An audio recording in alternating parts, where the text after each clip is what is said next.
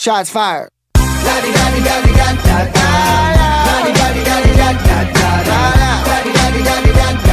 Our story starts off with a boy who goes on an annual family camping trip. He sneaks off to use the restroom in the middle of the woods and runs into a girl who is washing off in a nearby pond. The sight of her interests him and he goes to speak to her. She is described as a young girl of about 13 or 14, with pitch black hair tied up into pigtails and bangs that are long and overgrown. She is clothed in a torn and pleated uniform dress with bare feet and covered in scrapes and bruises.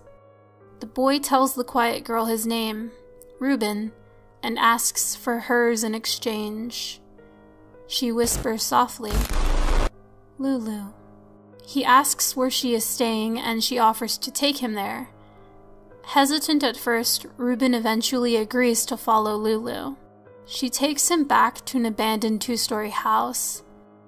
He asks her if she is afraid of living in the woods, alone. Lulu whispers back that she is never scared, not of the tall men or even of the monsters who crawl on all fours. They have a short conversation and then Lulu offers Reuben food, inviting him into her house. Although the house is abandoned, once inside it is actually in good shape. Lulu gives Reuben a bowl of soup and then leaves to get something. He falls asleep due to something in the soup and awakes to a scream.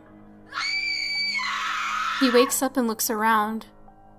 Quiet for a second, he succumbs to the sleepiness again.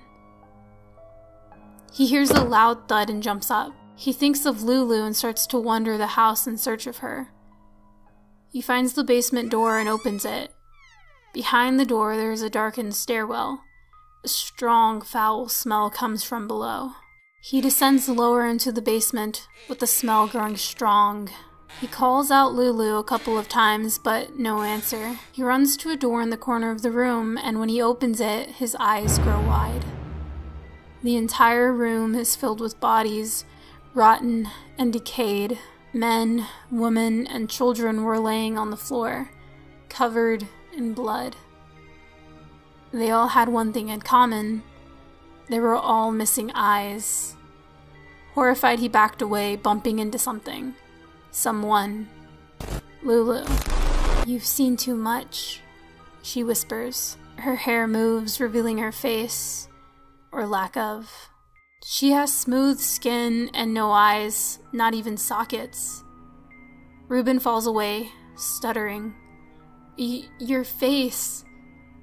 Lulu moves her hair out of her face and smears blood on it.